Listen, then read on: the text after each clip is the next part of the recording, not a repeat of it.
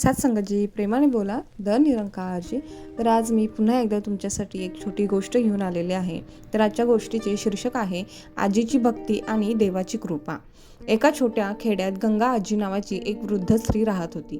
तिचे आयुष्य खूप साधे होते, पण ती मनोभावे देवाची पूजा करत असे। तिला नेहमी वाटायचे की माझ्या हातून देवाची सेवा व्हावी, त्याला प्रेमाने जेवू घालता यावे। पण तिची परिस्थिती बेताची होती। तरीही तिने ठरवले की देव माझे भक्ती पण बघतो, पैसा नाही।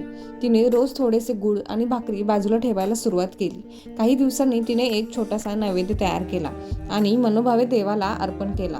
त्या दिवशी दुपारी एक भुकेलेला साधू तिच्या दारात आला। गंगा आजीने आनंदाने तो नैवेद्य साधूला दिला। तो साधू प्रेमाने जेवला आणि निघून गेला। रात्री आजीला स्वप्न पडले, आज तू मला प्रेमाने जेवू घातलीस, मला खूप आनंद झाला। आजीने पाहिले तो कोणी साधू नव्हता, तर स्वतः भगवान श्रीहरी होत। तात्पर्य, भगवंत कधीही मोठ्या दानाने प्रसन्न होत नाही, तो फक्त भक्ताच्या शुद्ध भावनेची वाट पाहतो। ज्या मनाने सेवा केली जाते तितकेच महत्त्वाचे। सत्संगजी प्रेमाने बोला ध निरंकारजी। जर तुम्हाला माझ्या चॅनलवरील व्हिडिओ आवडत असेल तर आजच चॅनलला लाईक, शेअर आणि सबस्क्राईब करा।